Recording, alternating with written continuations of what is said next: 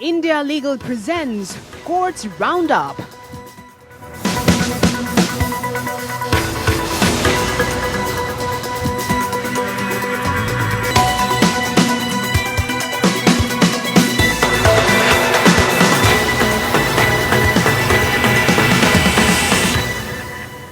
Supreme court ने IT act की धारा 66A रद्द होने के बाद भी मामले दर्ज होने को लेकर नाराजगी जताई है। सुप्रीम कोर्ट ने धारा 66A रद्द करने के बाद भी मुकदमे दर्ज करना चौंकाने वाला, आश्चर्यजनक और परेशानी भरा बताया। सुप्रीम कोर्ट ने कहा कि बेहद हैरानी भरा मामला है, हम इसको लेकर कोई कदम उठाएंगे। सुप्रीम कोर्ट ने केंद्र सरकार को नोटिस जारी कर जवाब मांगा है। ये जवाब 2 हफ्ते में देने के लिए कहा गया है।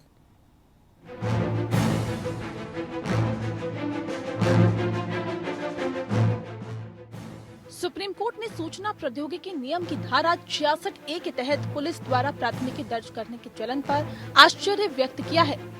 धारा 66A को शीर्ष अदालत ने श्रेया सिंघल मामले में 2015 के फैसले में रद्द कर दिया था, लेकिन इसके बावजूद इस धारा के तहत FIR की जा रही है।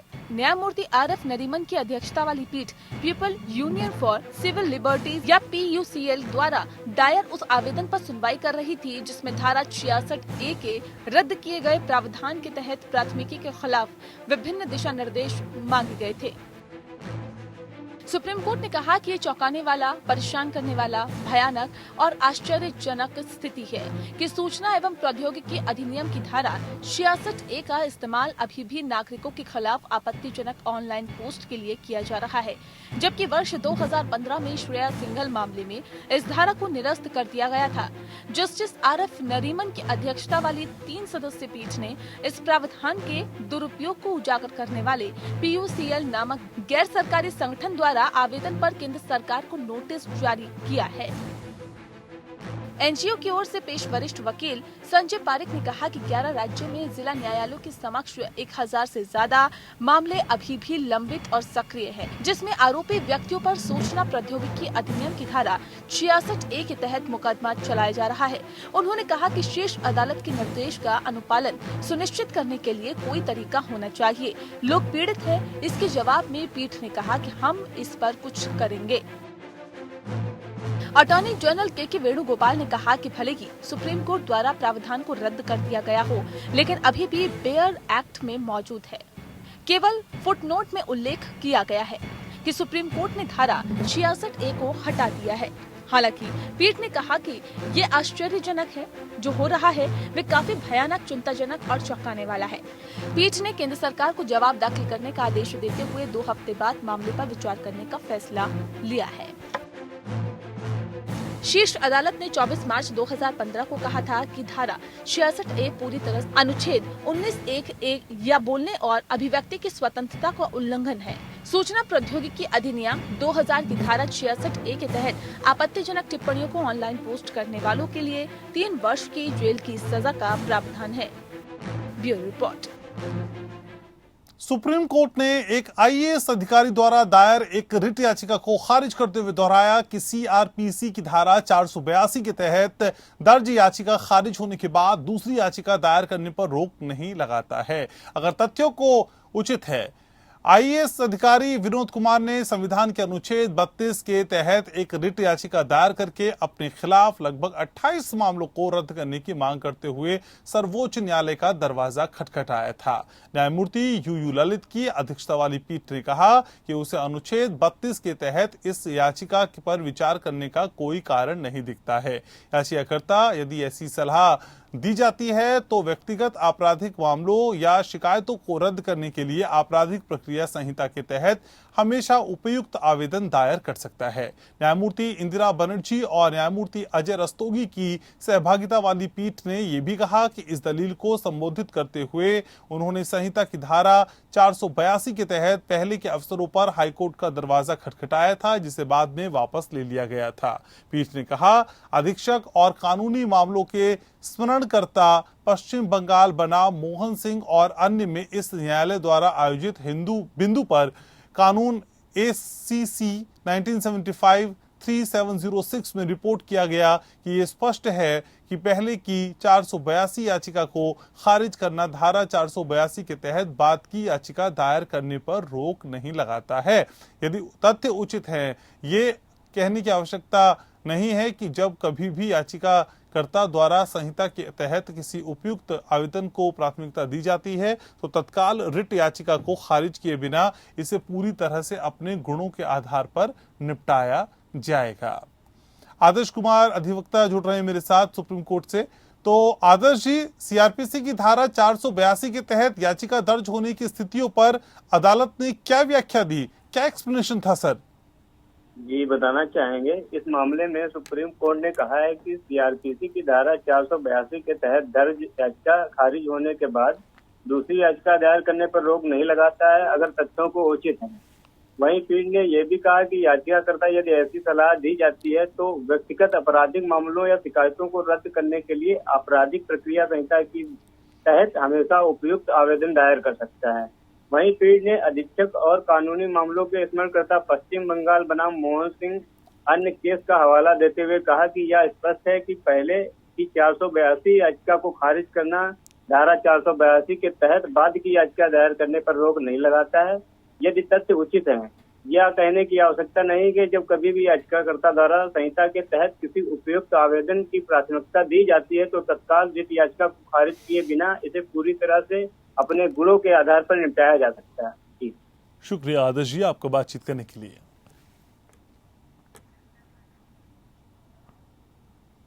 उच्चतम न्यायालय ने कहा है कि एलोपैथिक दवाइयों के इस्तेमाल के खिलाफ रामदेव के कथित बयान के संबंध में दर्ज प्राथमिकियों के सिलसिले में जांच पर रोक लगाने की योग गुरु की याचिका पर 12 तारीख यानी 12 जुलाई को सुनवाई की जाएगी।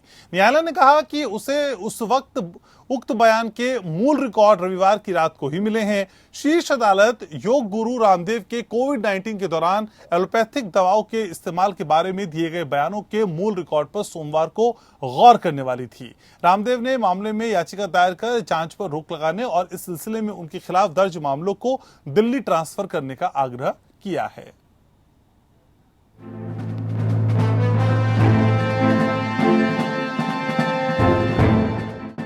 योग गुरु बाबा रामदेव ने एलोपैथी पर उनकी विवादित बयान के बाद अलग अलग राज्यों में दर्जनों एफआईआर को लेकर सुप्रीम कोर्ट का दरवाजा खटखटाया है।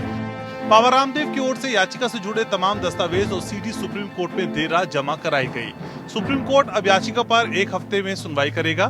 सीजेआई एनवी रमन्ना ने सोमवार को सुनवाई के दौरान कहा कि उन्हें कल रात 11 बजे ही रामदेव की ओर से भारी संख्या में दस्तावेज और सीडी मिली हैं, इसलिए उनको देखने में समय लगेगा और वो अगले हफ्ते सुनवाई करेंगे। एलोपैथी पर बयान देने के कारण दर्ज हुई अलग अलग एफआईआर को दिल्ली ट्रांसफर करने की योग गुरु रामदेव की याचिका पर सुप्रीम कोर्ट ने सुनवाई की। वहीं दिल्ली मेडिकल एसोसिएशन ने सुप्रीम कोर्ट में अर्जी दाखिल कर बाबा रामदेव की याचिका का विरोध किया। एसोसिएशन ने अपनी अर्जी में कहा कि बाबा रामदेव को कोई भी राहत नहीं दी जानी चाहिए। याचिका में कहा गया कि रामदेव ने एलोपैथी की छवि इसलिए खराब की ताकि वो अपनी दवा कोरोनिल को बढ़ावा दे सकें। दिल्ली मेडिकल एसोसिएशन ने अर्जी में इस मामले में खुद को पक्षकार बनाने की मांग भी की है। दरअसल बाबा रामदेव ने सुप्रीम कोर्ट में याचिका दाखिल कर एलोपैथी डॉक्टर को लेकर दिए गए उनके बयान को लेकर अलग अलग राज्यों में दर्ज हुई एफआईआर पर रोक लगाने की मांग की है। इसके साथ ही सभी मामलों का ट्रायल दिल्ली शिफ्ट करने की भी मांग की। इससे पहले सुप्रीम कोर्ट ने रामदेव को कहा था कि जो कुछ भी उन्होंने एलोपैथी और डॉक्टरों के लिए कहा उसे अदालत में दाखिल करें। पिछली तारीख पर प्रधान न्यायाधीश एनवी रमन्ना की अध्यक्षता वाली 3 जजों की बेंच से सुनवाई के दौरान रामदेव के वकील मुकुल रोहतगी ने कहा, स्वामी रामदेव एक पब्लिक फिगर है। रामदेव ने डॉक्टरों को लेकर कोई बयान नहीं दिया। रामदेव को लेकर देश भर में विभिन्न एफआईआर दर्ज की गई हैं। हम ये चाहते हैं कि इन सब को क्लब किया जाए और उनको दिल्ली ट्रांसफर किया जाए। रामदेव ने इंडियन मेडिकल एसोसिएशन की ओर से पटना और रायपुर में दर्ज एफआईआर को दिल्ली ट्रांसफर करने की मांग की है। फिलहाल इन मामलों में किसी कार्रवाई पर रोक की भी मांग की गई है। Bureau report. Allahabad high court bar association ने आज एससीबीए उपाध्यक्ष प्रदीप राय का सम्मान किया। यह सम्मान उनके उपाध्यक्ष चुने जाने पर किया गया। प्रदीप राय के सम्मान में इलाहाबाद हाईकोर्ट के लाइब्रेरी हॉल में सम्मान समारोह का आयोजन किया गया था। यूपी बार काउंसिल के नवनिर्वाचित उपाध्यक्ष राकेश पाठक ने माल्यार्पण कर प्रदीप राय का स्वागत किया। इलाहाबाद हाईकोर्ट बार एसोसिएशन के अध्यक्ष अमरेंद्र नाथ सिंह, महासचिव प्रभाशंकर मिश्रा और पूरी कार्यकारिणी ने प्रदीप राय का सम्मान किया। सुप्रीम कोर्ट बार एसोसिएशन के उपाध्यक्ष चुने जाने के बाद प्रदीप राय पहली बार प्रयागराज दौरे पर हैं। सुप्रीम कोर्ट में आप अधिवक्ता हैं, यह एक अच्छा सहयोग था कि कल हमारे यहाँ चुनाव हुआ, आप प्रयागराज आगमन हुआ इस तीर्थ नगरी में, हमें मौका मिला अपनी बात कहने का और आपका अभिनंदन करने का। उत्तर प्रदेश के कुशीनगर जनपद के निवासी डॉक्टर प्रदीप राय सुप्रीम कोर्ट बार के अगर उपाध्यक्ष बने हैं और एक बड़े विशाल मत के अंतर से बने हैं तो यह सब उत्तर प्रदेश के लिए गर्व की बात है। इलाहाबाद एक न्यायालय के, क्योंकि माना यह जाता है कि सुप्रीम कोर्ट में बॉम्बे और साउथ का प्रभुत्व ज्यादा होगा और मुझे गर्व है कि उन्होंने उत्तर प्रदेश का और पूर्वांचल का वहां परचम फहराया है और बेधड़क उन्होंने अपने को स्थापित किया है। हम लोगों को गर्व की बात। मैं चाहूंगा कि सुप्रीम कोर्ट बार के उपाध्यक्ष वरिष्ठ अधिवक्ता आदरणीय प्रदीप राय जी हम लोगों को कुछ मार्गदर्शन करें। एक लेटर सीजीआई जी को भेजा गया था। अब जो भी लेटर लिखा गया आप इससे सहमत हैं, हमने भी लेटर भेजा था। तो ऐसी बातें बार एसोसिएशन के द्वारा नहीं होनी चाहिए जो आपस में क्रैश करे। आपके अपने क्या सुझाव हैं? क्योंकि हमारा मानना है कि हाई कोर्ट का अधिवक्ता ही हाई कोर्ट का जज बनने के लिए सबसे सक्षम व्यक्ति होता है। झारखंड हाईकोर्ट ने झारखंड पुलिस की कार्यशैली पर एक बार फिर सवाल उठाया है। जस्टिस आनंद सेन की अदालत ने पॉक्सो एक्ट में मामला दर्ज करने और पीड़िता को गवाह नहीं बनाए जाने पर आश्चर्यजनक व्यवहार किया, आश्चर्य जताया इस पे, और अदालत ने इसे पुलिस की घोर लापरवाही मानते हुए राज्य के डीजीपी को खुद जवाब दाखिल कराने का निर्देश दिया। कोर्ट ने कहा कि इससे साफ प्रतीत होता है कि आरोपी को बचाने के लिए पुलिस ने योजनाबद्ध तरीके से काम किया और अदालत के निर्देशों की परवाह भी नहीं की।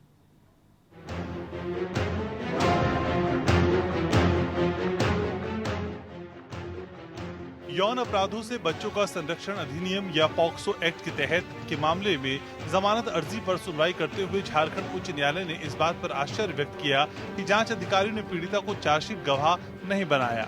न्यायमूर्ति आनंद सेन ने कहा कि निचली अदालत ने झारखंड के पुलिस महानिदेशक समेत मामले में पीड़िता को अदालत के गवाह के रूप में पेश करने के लिए पुलिस अधिकारियों को पत्र लिखा था।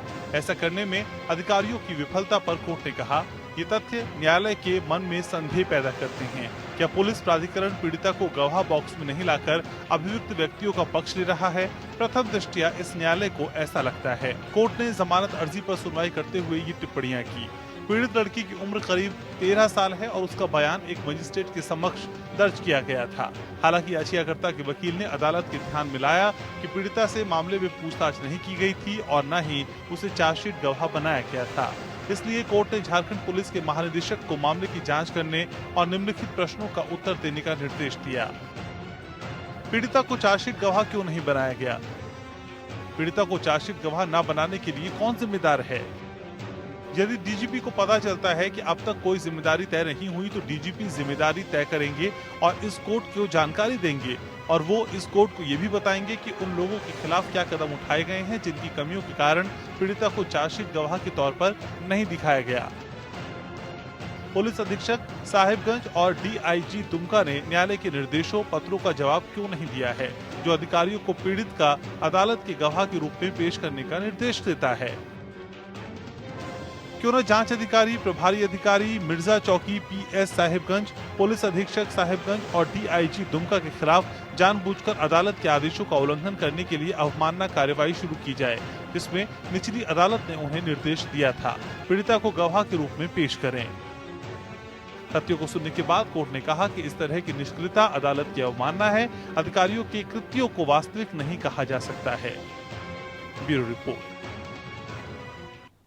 Punjab and Haryana high court ने एक शराब के तस्कर को जमानत देने से इनकार किया और कहा कि नकली देसी शराब की अवैध आपूर्ति या बिक्री में शामिल लोगों से निपटने के लिए एक कठोर दृष्टिकोण की आवश्यकता है। न्यायमूर्ति हरनरेश सिंह गिल की पीठ ने जमानत देने से इनकार करते हुए कहा कि यदि इस तरह के व्यक्तियों को जमानत पर रिहा किया जाएगा तो वो समाज की पूरी व्यवस्था को और खराब कर देंगे और ऐसे कृत्यों से समाज विधवा महिलाओं, अनाथ बच्चों और बूढ़े और कमजोर माता पिता के साथ दुख की कहानियों से भरा होगा। न्यायालय अवनीश सिंह की जमानत याचिका पर सुनवाई कर रहा था, जिस पर जहरीली और अवैध नकली जहरीली शराब की आपूर्ति करने का आरोप लगाया गया था, जिसके परिणाम स्वरूप इसका सेवन करने वाले कई लोग या तो मर गए या उन्होंने अपनी दृष्टि खो दी। कोर्ट ने शुरुआत में कहा कि समाज के वंचित वर्गों के लोगों को इसे बेचने के उद्देश्य से नकली देसी शराब तैयार करने के पीछे का तरीका और आपराधिक मानसिकता है और वही समाज की जड़ों को खा गई है। कोर्ट ने ये देखा कि याचिकाकर्ता ने केवल मौद्रिक लाभ के लिए जहरीली शराब के माध्यम से लोगों को मारने की क्रूरता की है। अदालत ने कहा कि ऐसा व्यक्ति जिसने दूसरों का सम्मान के साथ जीने का अधिकार छीन लिया, वो किसी भी प्रकार की उदारता के लायक नहीं है और कठोरता से निपटना होगा। कोर्ट ने उपरोक्त को देखते हुए कहा कि तत्काल याचिका में कोई मेरिट नहीं है, इनके साथ ही जमानत याचिका खारिज कर दी। कलकत्ता हाई कोर्ट ने कहा कि वो बिना सही कारण के फीस देने में असफल रहे छात्रों को निकालने की अनुमति देने के विषय पर स्कूलों द्वारा याचिका पर निर्णय करेगा। अदालत इस मुद्दे पर सुनवाई की अगली तारीख 6 अगस्त को तय करेगा और न्यायमूर्ति IP मुखर्जी और न्यायमूर्ति मौसमी भट्टाचार्य की पीठ ने कहा, हम ये स्पष्ट करते हैं कि यदि वापसी योग्य तिथि पर हम पाते हैं कि इस तरह की चूक जारी है तो हम छात्रों की ओर से किसी भी अभ्यावेदन को सुनने के बाद बिना सही कारण के फीस देने में असफल रहे छात्रों को स्कूलों से उनके नाम हटाने की अनुमति देंगे। अदालत पीड़ित माता पिता द्वारा दायर जनहित याचिका पर सुनवाई कर रही थी, जिसमें चल रही महामारी के कारण सत्र 2021-22 के लिए स्कूल फीस की आंशिक छूट की मांग की गई थी, जिसके कारण छात्र केवल वर्चुअल माध्यमों से स्कूल में भाग ले रहे हैं। अपने पहले के आदेश में बेंच ने एक अंतरिम आदेश पारित किया था, जिसमें स्कूल अधिकारियों को निर्देश दिया गया था कि वो किसी भी छात्र को निष्कासित न करें और निम्नलिखित शर्तों को पूरा करने पर ऑनलाइन कक्षाओं का उपयोग करने का लाभ उठाएं। पीड़ित स्कूलों द्वारा दावा किए गए बकाया शुल्क का भुगतान छात्रों को पूरी तरह से 15 जून 2021 तक करना होगा। यदि ये संभव नहीं है तो 4 समान मासिक किस्तों में भुगतान करना होगा। पहली किस्त का भुगतान 15 जून 2021 से शुरू होने वाले प्रत्येक माह के 15वें दिन तक किया जाना है। पीड़ित स्कूल अधिकारी 2021-22 सत्र के प्रत्येक महीने के लिए स्कूल फीस का 80% चार्ज करेंगे। यदि बकाया या वर्तमान शुल्क भुगतान के संबंध में 31 जुलाई 2021 को कोई चूक होती है तो पीड़ित स्कूल अधिकारी छात्र के ऑनलाइन कक्षाओं को निलंबित करने के लिए स्वतंत्र होंगे। मद्रास उच्च न्यायालय ने इस बात पर जोर दिया कि कोई भी नया सार्वजनिक भवन तब तक निर्मित, नियोजित या स्वीकृत नहीं किया जा सकता जब तक कि उसमें दिव्यांगों के लिए पहुंच सुनिश्चित करने वाली सुविधाएं ना हों। न्यायालय ने कहा कि यह अनिवार्य है कि अदालतों सहित सभी सार्वजनिक भवनों की पहुंच दिव्यांगों द्वारा उपयोग की जा सके और सार्वजनिक भवनों में शौचालय भी स्थापित किए जाने चाहिए जिनका उपयोग विकलांग व्यक्ति कर सकते हैं।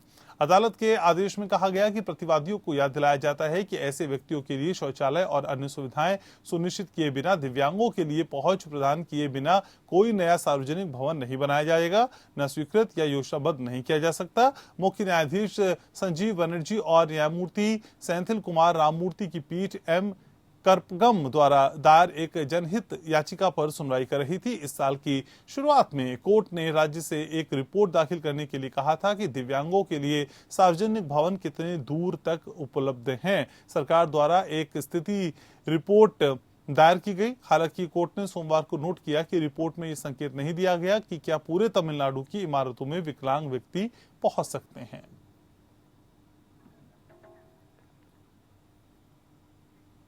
भीमा कोरेगांव हिंसा से जुड़े मामले में गिरफ्तार किए गए एक्टिविस्ट फादर स्टेन स्वामी का निधन हो गया है। हाल ही में बहुत ज्यादा तबीयत खराब होने की वजह से उन्हें होली फैमिली अस्पताल में एडमिट कराया गया था, लेकिन सोमवार दोपहर को बॉम्बे हाईकोर्ट को जानकारी दी गई कि उनका निधन हो गया। 84 साल के स्टेन स्वामी को 30 मई को बॉम्बे हाईकोर्ट के आदेश पर ही मुंबई के होली फैमिली हॉस्पिटल में एडमिट कराया गया था। लंबे इलाज के बाद उनकी तबीयत में कोई सुधार नहीं आया था, जिसके बाद सोमवार यानी 5 जुलाई 2021 को उनका निधन हो गया। गया। लंबे वक्त से बीमार चल रहे फादर स्टेन स्वामी को रविवार को ही वेंटिलेटर सपोर्ट पर रखा गया था। शनिवार को ही स्टेन स्वामी को वकील ने बॉम्बे हाई कोर्ट को सूचना दी थी कि उनकी लगातार तबीयत बिगड़ रही है। लंबे वक्त से बीमार चल रहे स्टेन स्वामी की ओर से इसी साल बॉम्बे हाई कोर्ट में बेल के लिए अर्जी लगाई गई थी, लेकिन बेल नहीं मिल पाई थी क्योंकि NIA ने इसका विरोध किया था। स्टेन स्वामी की ओर से बताया गया था कि जेल में उनकी हालत हर रोज बिगड़ रही है, ऐसे में उनका अस्पताल जाना काफी जरूरी है। जब स्टेन स्वामी की हालत काफी बिगड़ गई तब मई महीने में कोर्ट की ओर से उन्हें अस्पताल में भर्ती करवाने का निर्देश दिया गया। राष्ट्रीय सुरक्षा एजेंसी ने फादर स्टेन स्वामी को अक्टूबर 2020 में गिरफ्तार किया था। तब से उन्हें तालोजा जेल हॉस्पिटल में रखा गया था। 31 दिसंबर 2017 में पुणे में एल्गार परिषद के कार्यक्रम में दिए गए भाषणों को आधार बनाते हुए स्टेन स्वामी पर केस दर्ज किया गया था। NIA द्वारा स्टेन स्वामी पर UAPA के तहत केस दर्ज किया गया था।